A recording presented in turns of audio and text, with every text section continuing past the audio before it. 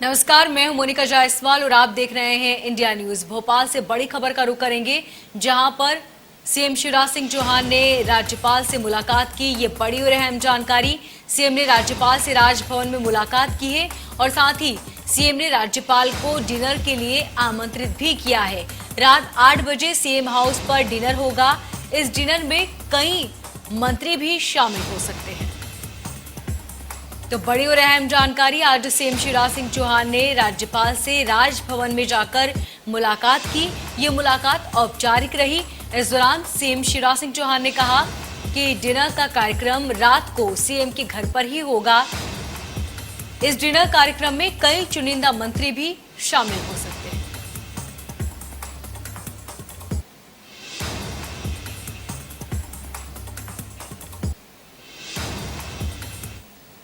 मध्य प्रदेश के नए राज्यपाल मंगूभाई छगनभाई पटेल के कार्यभार ग्रहण करने के 24 घंटे के अंदर सबसे पहली शिकायत मुख्यमंत्री शिवराज सिंह चौहान के खिलाफ मिली।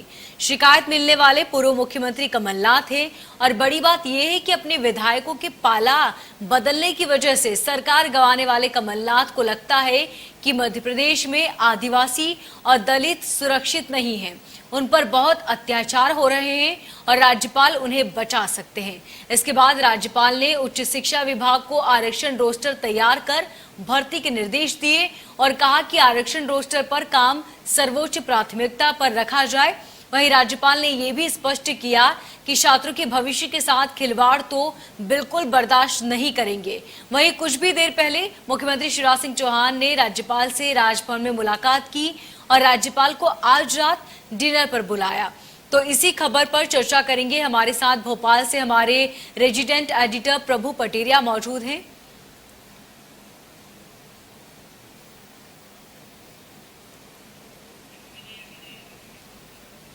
तो दो तस्वीरें आपकी टीवी स्क्रीन पर। पहली तस्वीर जब पूर्व सीएम कमलनाथ ने राज्यपाल से मुलाकात की थी और इस मुलाकात में उन्होंने कई मुद्दे उठाए। उनका कहना है कि जो दलित और आदिवासी हैं वो असुरक्षित हैं और उनकी सुरक्षा के लिहाज से अब काम करना चाहिए।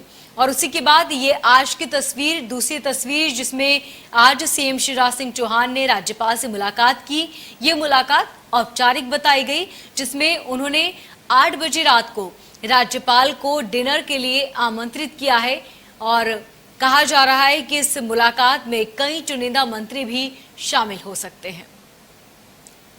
तो दोनों ही मुलाकात, पहली पूर्व सीएम की और दूसरी तस्वीर हाल ही में सीएम ने राज्यपाल से मुलाकात की।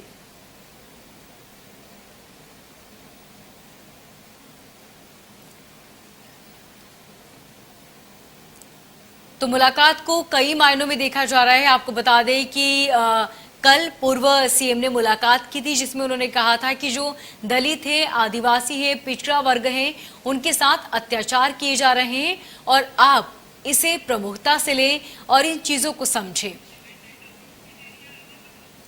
और हमारे साथ हमारे रेजिडेंट एडिटर प्रभु पटेरिया जी मौजूद हैं।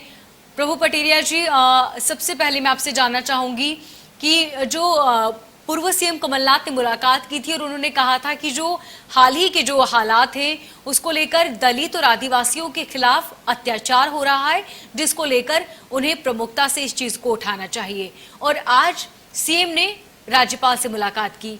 किस मायने में देख रहे हैं आप इन दोनों मुलाकातों को? देखिए मोनिका, जब कोई नए महामहिम या राज्यपाल आते हैं तो सबसे पहले उनसे मेल मुलाकात, सौजन्य भेंट जो तमाम बड़े नेता करते हैं, तो उसी कड़ी में ये सौजन्य भेंट कल मानी जा रही थी, जो कमलनाथ जी ने सौजन्य भेंट की थी।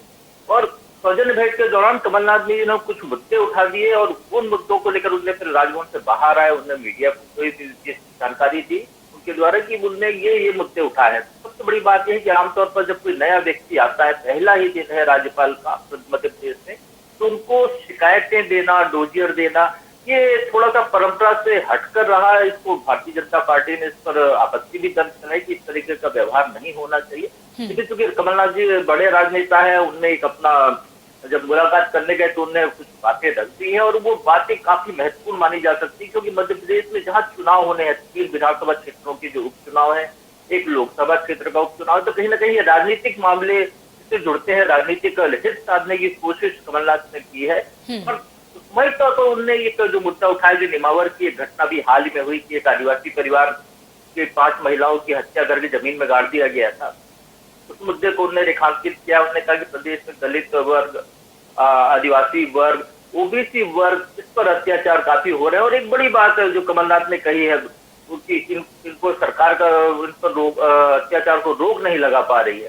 तो ये एक तरीके से सरकार के खिलाफ आरोप था उनका, और उसका कहीं ना कहीं इसके चुनावी लाभ लेने की कोशिश है। इसके जरिए जो एक बात पूरे प्रदेश में देना चाहते हैं, को इस वक्त के सबसे बड़े हितचिंतक है। लेकिन उनका एक चीज गौर करने वाली कि मध्य प्रदेश में जब से भारतीय जनता पार्टी की सरकार बनी है 2003, लगातार मध्य प्रदेश में ओबीसी वर्ग का मुख्यमंत्री है। भारतीय जनता पार्टी ने कमलनाथ के मुलाकात के बाद जो आरोप लगाया वो भी यहाँ पर गौर करने लायक है कि भारतीय जनता पार्टी की तरफ से ये कहा गया कि जो जिस हत्या जिस परिवार के व्यक्ति ने की है, जो आरोपी है, वो तो कांग्रेस, उसका पूरा परिवार कांग्रेस से जुड़ा हुआ रहा है। उसके परिवार के किसी व्यक्ति को पार्षद का टिकट भी दिया गया। तो इस तरीके से आरोप प्रत्यारोप का दौर वहां पर शुरू हो गया, लेकिन इसमें कहीं ना कहीं राजभवन को लपेट लिया गया। ये अपने आप में बड़ा चिंता का विषय है। जहां तक मुख्यमंत्री शिवराज सिंह चौहान की आज की मुलाकात की बात है, मुख्यमंत्री राज्यपाल को शाम को जो रात्रि भोज वो दे रहे हैं सम्मान में, उसके लिए आमंत्रित करने गए थे। करीब 20 मिनट उनकी बात हुई। स्वाभाविक तौर पर चर्चा उन्हीं मुद्दों पर भी हुई होगी जो कमलनाथ ने शिकायतें की है।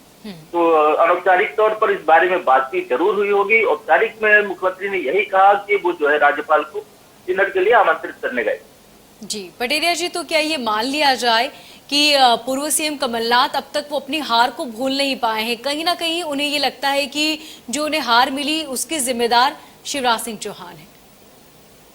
देखिए मोदी, राजनेता हमेशा राजनीति करते हैं। वो हर मुद्दे का राजनीतिक नफा नुकसान देखकर ही कोई कदम उठाते हैं। और कमलनाथ ने जो की जगह यदि भारतीय जनता पार्टी आज होती तो शायद वो भी ये कदम हुई ऐसा ही कदम उठाती। क्योंकि मध्य प्रदेश में जैसे मैंने बताया कि 4 उपचुनाव बिल्कुल सामने खड़े हुए हैं, ये होना है। इसके बाद 2.5 साल बाद मध्य प्रदेश विधानसभा की चुनाव होना है। और जिस वर्ग की कमलनाथ बात कर रहे हैं वो मध्य प्रदेश के जो वोटर है, कुल वोटर, उसके 70% से ज्यादा वर्ग को कवर करता है। तो कहीं ना कहीं उस वर्ग से जुड़ने की एक जो ललक है वो यहाँ पर साबित कर रही है। क्योंकि मध्य प्रदेश में इस वर्ग ने जिसको वोट किया तो सरकार उसी की बनती है। तो एक बड़ी बात इसको लेकर है कि पिछली यदि हम देखें 2018 में कमलनाथ की सरकार बनी थी, तो इस दम पर बनी थी कि आदिवासी क्षेत्रों में उनको ज्यादा विधायक सीट कराए। तो वही कोशिश उनकी है। और उन्होंने एक नया दांव चला था 27% आरक्षण का, जो दिग्विजय सिंह सरकार थी कांग्रेस की। उस समय ये दिग्विजय सिंह ने आरक्षण लागू किया था, जिसको हाई कोर्ट ने खारिज कर दिया था। उसके बाद फिर उसको लेकर जो है कमलनाथ सरकार ने वो प्रस्ताव पारित किया और उसको फिर कोर्ट में चैलेंज किया गया। कोर्ट ने भी उसको स्टे कर रखा है। तो वो उस पर दबाव बनाना चाहते हैं कि किसी तरीके से 27% आरक्षण लागू हो जिसका स्थायी लाभ कांग्रेस को मिल सके। तो ये राजनीति का पूरा विषय है। लेकिन इसमें राजभवन में नए राज्यपाल के आते साथ राजभवन को शामिल कर दिया गया है। ये एक बड़ी अलग सी बात। तो कहीं ना कहीं ये माना जाए कि जो दलित है और आदिवासी वर्ग है उसे साधने की कोशिश की जा रही है, और इसी कोशिश के चलते उन्होंने ये मीडिया के माध्यम से बात रख दी है कि उन्हें कहीं ना कहीं इस वर्ग को जो चीजें हैं उनको लेकर फर्क पड़ रहा है, और वो चाहते हैं कि जो आने वाला वक्त हो उस पर आदिवासी और इन लोगों पर किसी भी तरह का कोई पिछड़े वर्ग पर अत्याचार ना हो। बिल्कुल, कमलनाथ की यही मंशा है, वो यही साबित करना चाहते हैं। लेकिन यदि हम आपराधिक आंकड़े देखें, जो राष्ट्रीय अपराध अभिलेख ब्यूरो के जो आंकड़े आते हैं वो यदि देखें तो मध्य प्रदेश में चाहे किसी की भी सरकार रही हो, कांग्रेस की सरकार कमलनाथ की रही हो या कांग्रेस सरकार दिग्विजय सिंह की रही हो या सुंदरलाल पटवा की सरकार रही हो या शिवराज सिंह चौहान मां भारती की सरकार रही, जिन वर्गों की कमलनाथ बात कर रहे हैं उन वर्गों पर अपराध के मामले लगातार चल रहे हैं। मध्य प्रदेश कई आपराधिक मामलों में देश में अव्वल नंबर पर रहा है, पहली पायदान पर आता है, जो कि मध्य प्रदेश के बड़े शर्मनाक स्थिति है जिसको किसी सरकार ने अभी तक काबू करने की कोशिश नहीं की। तो ये कोई एक दिन का घटनाक्रम नहीं है या एक सरकार का घटनाक्रम नहीं है, ये लगातार चलने वाला घटनाक्रम है जिसको रोकने की दिशा में उतने प्रयास नहीं हुए। हो सकता है पुलिस बल की कमी है, हो सकता है जागरूकता की कमी रही हो सकता है कि राजनीतिक इतना दबाव नहीं बन पाया, जो भी सरकारें रही उस हिसाब से उसको ट्रीट नहीं कर पाई। तो ये घटनाएं होती रहती है। और जिस तरीके का नेमावर की घटना हुई है वो एक प्रेम प्रसंग वाला मामला था। एक युवक ने प्रेम प्रसंग के मामले में हत्या कर दी, इसमें कोई राजनीतिक दखल नहीं हो सकता, कोई सरकार का संरक्षण नहीं हो सकता है। लेकिन उस मामले को यदि राजनीतिक रंग देने की कोशिश की जाए तो स्वाभाविक तौर पर चुनावी लाभ लेने का मंशा है। प्रभु पटेरिया जी, आपको क्या लगता है इस कमलनाथ जी की जो बातें थी उन बातों में कितनी सच्चाई है? देखिए मोनिका, जो कमलनाथ ने जो मुद्दे उठाए हैं, मैं कह रहा हूं कि अपराध तो लगातार है। आंकड़े पर यदि हम जाएंगे तो अपराधों के आंकड़े लगातार मध्य प्रदेश में बने हुए, चाहे किसी की भी सरकार रहे। अब इसको, इस मुद्दे को किस वक्त पर कहां पर उठाया जा रहा है, ये खासा महत्वपूर्ण होता है। और बिल्कुल। जैसा मैंने कहा कि नए राज्यपाल का मध्य प्रदेश में आगमन हुआ, दूसरे ही दिन कमलनाथ जी ने सौजन्य भेंट की और सौजन्य भेंट में इस मुद्दे को उठाया, तो ये एक राजनीति का विषय हो गया है। क्योंकि राज्यपाल यहाँ पर स्थायी तौर पर है, वो चाहते थे एक हफ्ते बाद या और भी समय पर इस मुद्दे को उठा सकते थे, या कोई नई घटना होती है उस परिप्रेक्ष्य में उठा सकते थे। लेकिन कमलनाथ जी ने चूंकि सामने चुनाव दिख रहे हैं, तो उनने जब मुलाकात हुई है तो अपनी बात इस तरीके से पेश की है कि वो कमलनाथ इस वर्ग के मसीहा बनकर जनता के बीच में उनकी छवि बन सके। जी, तो कांग्रेस लगातार अपनी छवि मजबूत करने की कोशिश कर रही है। प्रभु पटिरिया जी, तमाम जानकारी के लिए बहुत शुक्रिया।